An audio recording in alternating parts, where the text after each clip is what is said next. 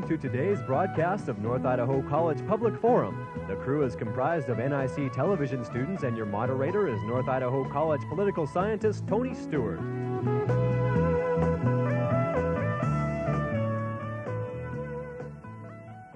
Our topic today is hate groups in America. We have a real expert with us today to discuss this very serious topic. Our guest is Leonard Zeskin, who is a nationally recognized expert on racism and anti-Semitic problems in the United States. He has also authored a publication entitled The Christian Identity Movement, a Theological Justification for Racist and Anti-Semitic Violence. Our guest is the Director of Research for the Center for Democratic Renewal located in Atlanta, Georgia, although he is certainly traveling and working all over the United States on behalf of that organization. He has a very excellent overview of the problem across the country, and we've invited him here today to discuss that. We want to also thank the Kootenai County Task Force on Human Relations for their work, along with the U.S. Forest Service for having him in town so that we could have him as our guest. Mr. Zeskin, welcome to our program. Oh, thank you. I'm glad to be here. I'm very happy to welcome to the panel two regular members to assist in the questioning of our guest today.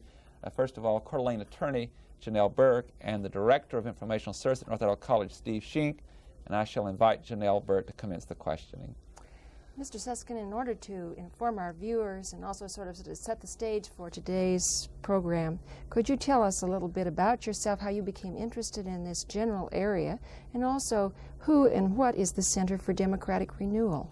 Well, the Center for Democratic Renewal was founded in 1979 as the National AntiKlan Network after a Klan attack on a civil rights demonstration in Decatur, Alabama.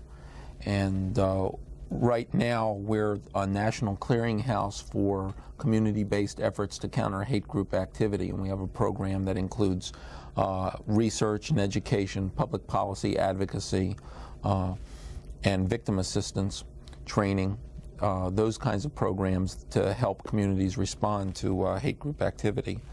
I myself have been involved in this issue for a number of years, and then got brought onto the center when they developed a research apparatus and needed somebody who knew what was going on around the country. So you started out basically studying the Ku Klux Klan, and then you've gone from there into other areas, other kinds of hate groups?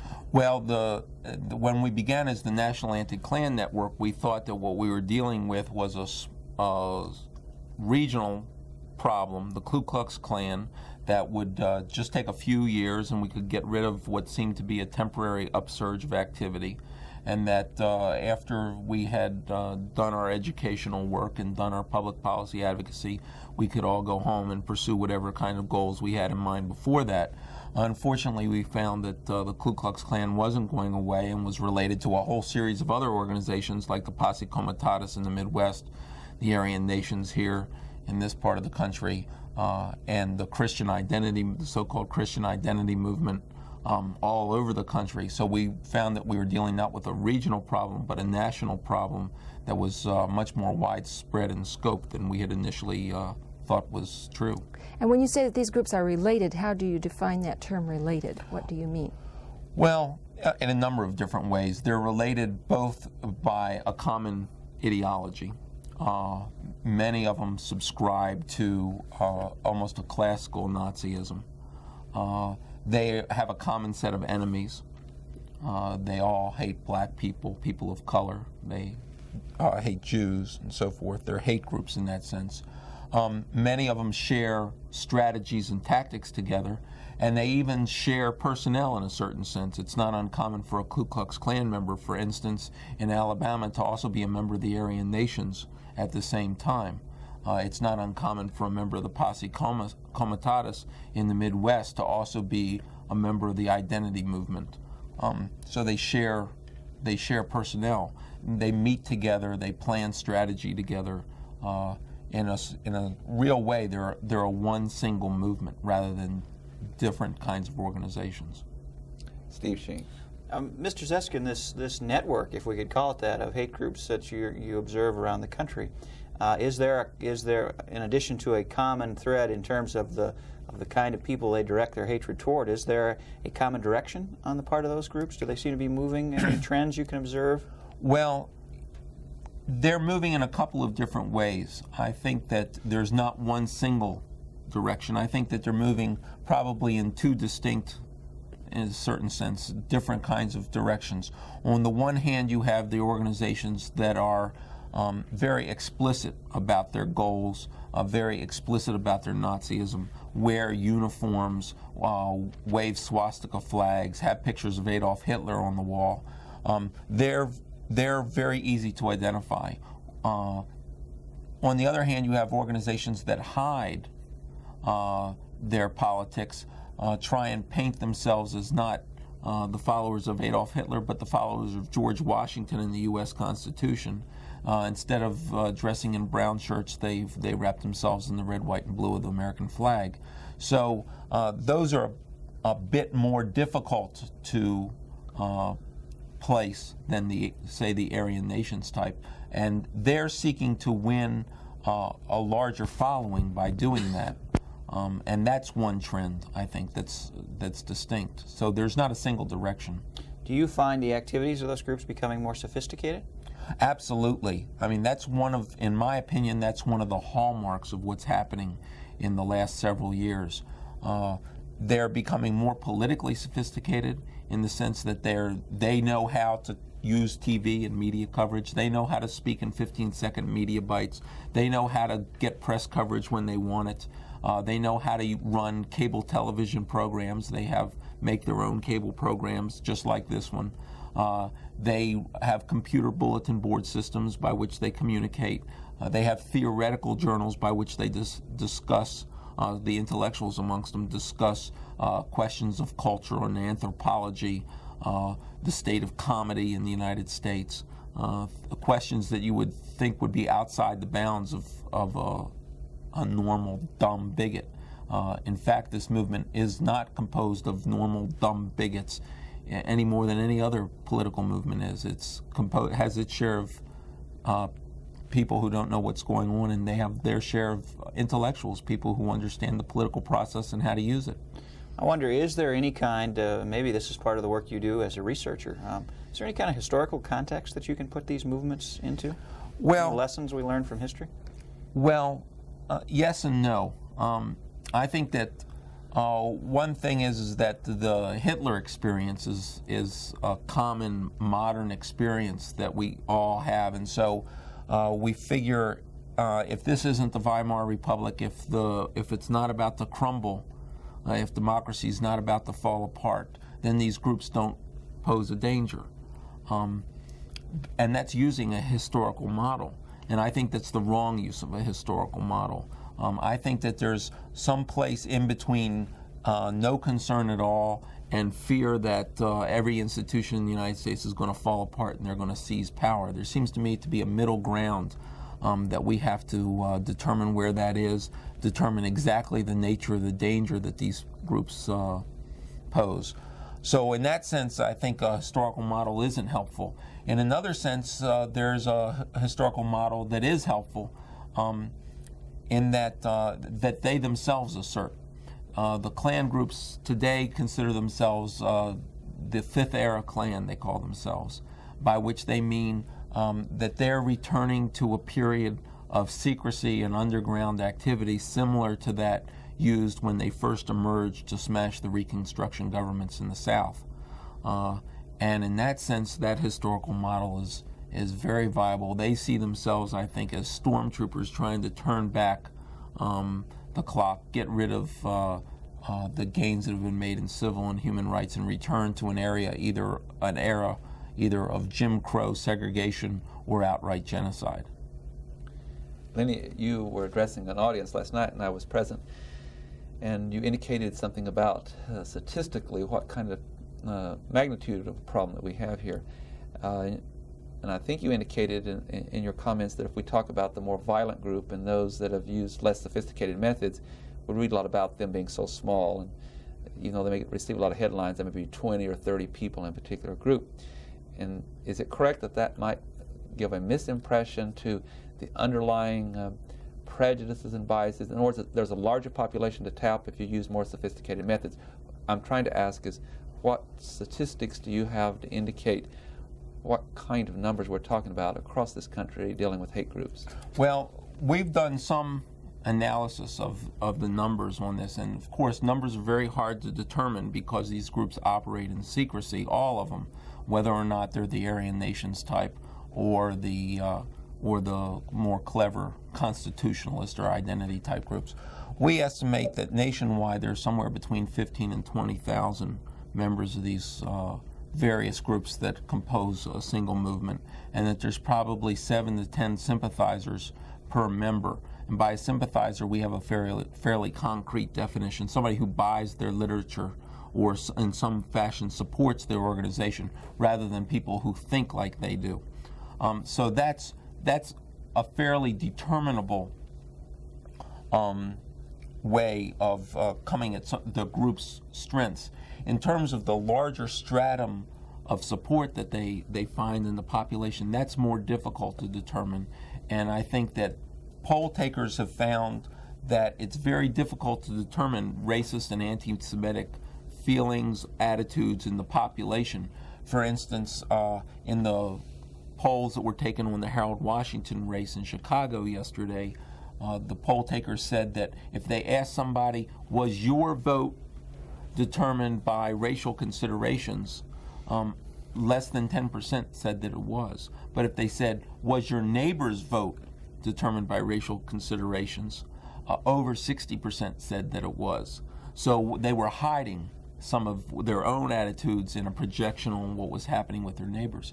Similarly, there's been some poll data taken in the Midwest last year that indicated that if you said, do you believe that the farm crisis is created by an international banking conspiracy, some 75% of the farmers who were polled said yes. But if you said international Jewish banking conspiracy, it fell to 27%.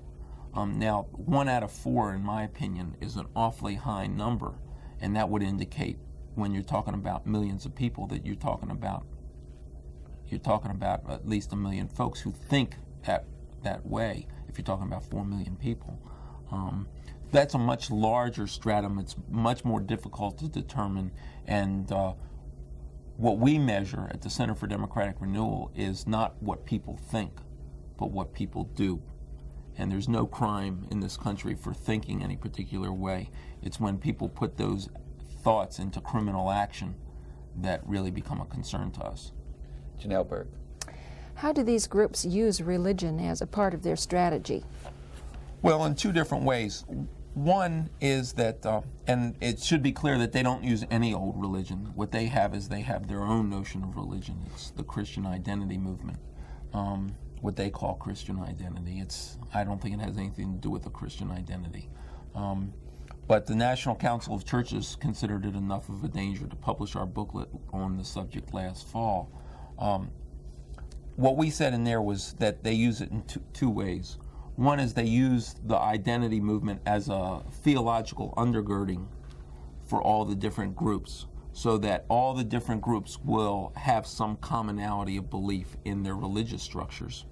And that binds the groups together across other political and geographic boundaries. And the other way that they use it is they use it as a hook to bring people in, so that if you're not racist to begin with, they might hook you with some of the religious aspects, the so-called spiritual aspects of Christian identity, get you hooked on that and bring you into the racist movement. So it serves to recruit people into the movement. So in that, it has 2 different roles for them. They're not, however, connected with any established denomination. Is that true? No, absolutely not. In fact, they're against the established denominations. They regard the mainstream Christian churches in this country as antichrists, as agents of the devil, and so forth like that. Do they spread different kinds of rumors or tales and use religious doctrine to underpin those tales? Well, not tales so much. They have their own mythical versions of history, and they believe in the international Jewish conspiracy, and they believe that a whole series of what we would consider insane things, like that the people of Northern Europe are the 10 lost tribes of Israel. They believe that God created black people before Adam, that they're pre-Adamic, that they're bestial in nature. So they have a whole series of out-of-bounds belief. But religion could be used as a justification for their actions. Absolutely. In that sense, they're like the same as the holy warriors in terrorists in parts of the Middle East, that they're willing to go to battle for their religious beliefs, and they not just for their religious beliefs, but their religious beliefs compel them, they believe, into a battle against this satanic government. Steve Sheen. We talked a little earlier about some of the differences you see within members of the movement, some less intelligent, some more intelligent. What other kinds of demographic information has your research revealed? Well, one of the questions we get asked is there a correspondence between economically distressed areas and growth in hate group activity? And to a certain extent there is.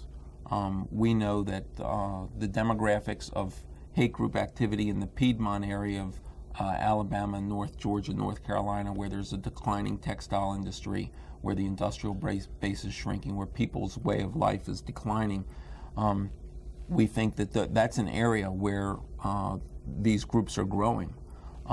In the Midwest, it's a similar kind of phenomenon. However, it's not always linked to economics, and there's not a one-to-one correspondence between them. In Forsyth County, Georgia, where we've got a lot of problem now, there's only a 3% unemployment rate. They're feeding on racial polarization in that community. So there is sometimes an economic, but sometimes there isn't. What about regions of the country? I think where there's a tendency on the part of many of us to identify the Klan with the South, but we're a long way from the South here, and we see elements of that movement as well as others. It's a national movement. I think the strongholds are in the Southeast, the Northwest, not just the Aryans here up in the Northwest, Aryan Nation, but there's a whole variety of constitutionalist and identity type groups scattered across the Northwest. In the Southwest, you have the White Aryan Resistance and several Klan groups and other kinds of anti-Semitic and racist organizations in the Southwest, Southern California, Arizona. In the Middle West, you have the Posse Comitatus type groups that are active. The only area of the country that I know that's absent hate group activity, organized hate group activity, by and large, although not entirely, is the Northeast. And that's not because there's no racism up there. I think Howard Beach taught us that, and what happened in Boston when they did busing, brought the busing in there and mobilized the whole city into a series of racist violence, shows that in the Northeast there's all sorts of racism. It just doesn't show itself as the Ku Klux Klan or the Aryan Nations there. The Klan, the Aryan Nations, Posse Comitatus, those have all been with us for quite a while. Is there anything new, anything emerging? Well, actually, the Posse Comitatus doesn't exist as the Posse anymore. They've broken up into a number of other little groups, and that, I think, is the trend, is that away from single centralized groups. For instance, there is no single Ku Klux Klan group. There's probably a dozen different Klan factions in this country.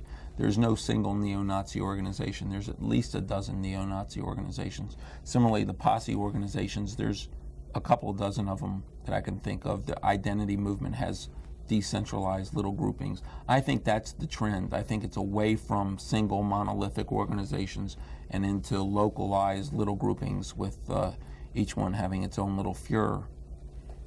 I would like to get into an area that you could be so valuable to some of our viewers. Our program goes into Canada and much of the Northwest. We here locally have dealt with this problem for some time, and you're very aware of that and how we have resolved what we should do as a citizenry. But some communities are just now facing the problem, and they've got to make that decision. And there's very legitimate, I guess I should say, honest disagreement between people who want to address the problem, and some make the comment, the best way to deal with the problem is to ignore it, don't give it any publicity, and others say, you must organize and you must speak out. Since you have toured this country and been to many, many communities, if there is a community that's viewing this program, needs to hear what should do, what recommendation would you make to them? Well, I think that the biggest thing that people have to learn is that if you ignore it, it does not go away. If you ignore it, what happens is the hate groups interpret that as a green light for their activity.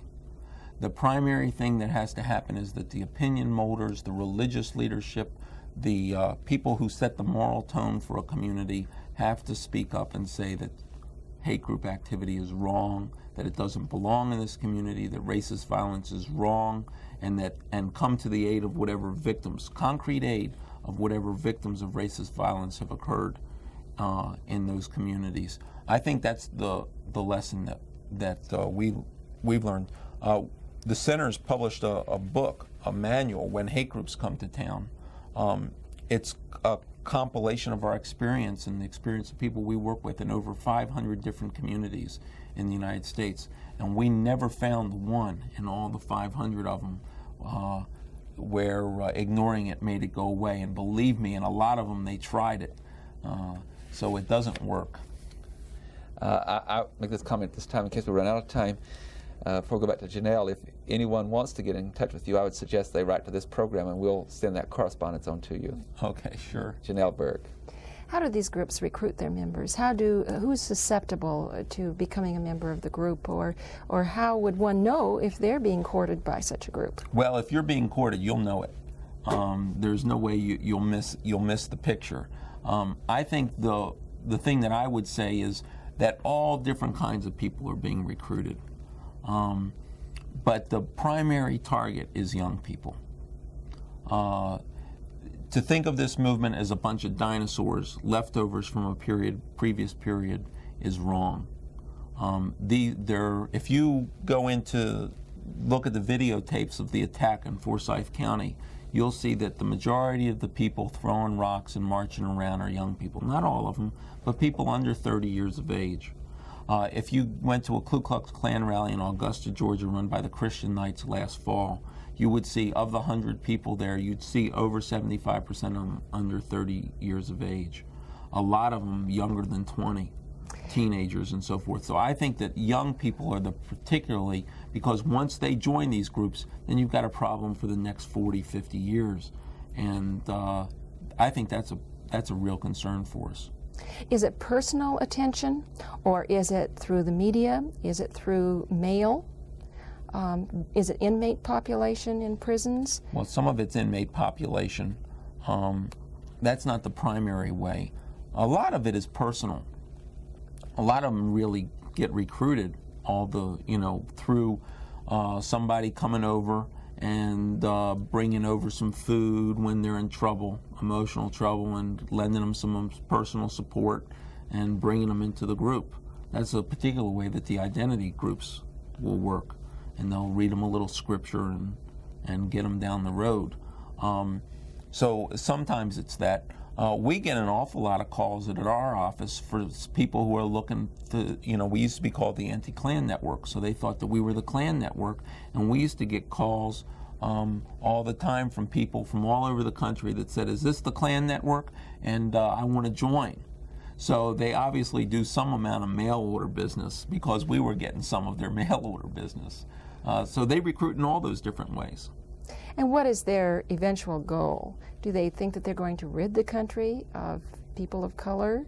Or is it simply to promote hate? Well, I think that Louis Beam, who's the Ku Klux Klan dragon from Texas and an Aryan Nations ambassador, stated their goal probably the best when he wrote it in his Inter-Klan newsletter and Survival Alert. He said, our goal is to eliminate every non-white gene and cultural impulse from the lands that have historically been white in North America. Steve Sheen. Is the movement broader than North America? Is there any corresponding experience in Europe or any other part of the world? I know prejudice is a worldwide problem. Absolutely. In Britain, there's the British National Front, which is very similar, and there's the French National Front. There's the Canadian League of Rights. There's the Australian League of Rights. There's a New Zealand League of Rights. They're in touch with the parts of the Afrikaner movement in South Africa that are explicitly Nazi. In fact, there are international meetings of Nazis that occur in the United States regularly, in Atlanta, Georgia, and in Southern California, and in other places where Nazis from all over the world get together, and I imagine they'd swap stories and share strategies and so forth. And the ones here in the United States are in touch with them. Your own Aryan nations had people from Germany over at its first couple of congresses. There is German language Nazi literature printed in the United States and smuggled into West Germany, where it's illegal to print and have Nazi literature. There's definite international connections. Many people who have not followed the hate groups, particularly the neo-Nazi group, are not aware that the group they dislike most happens not to be blacks or Jewish people, although they certainly hate those groups and direct their literature at them. Would you tell our viewers what group that they dislike most? Well, I'm not sure it's which one they dislike the most, but there's in the Turner Diaries, which is sort of their manual for revolution that the Aryan nations follow. There's a little story in there, I think, that sort of tells how they view the whole process. And they drive the black folks into the desert where they die, and they drive the Jews into a canyon where they can be shot. But for white race traitors, they have a special fate where they hang them from street lamps and signposts all over the city as a warning to terrorize other whites. And that's really their vision of society. Their vision of society ultimately is a terroristic, authoritarian society that they keep people in submission by the sight of death and gore. With that, I have to bring our program to conclusion. On behalf of the staff and the panel, Leonard Zeskin, we thank you very much for being here. It's been most informative. We wish you had more time because you certainly are an authority, and we know the viewers have learned so much. Thank you. Well, thank you. Ladies and gentlemen, our guest has been Leonard Zeskin, who is a nationally known expert on racism and anti-Semitism. I hope you'll be with us again next week at this same time when we discuss what we believe is an important subject. Until then, please have a good week. I am Tony Stewart.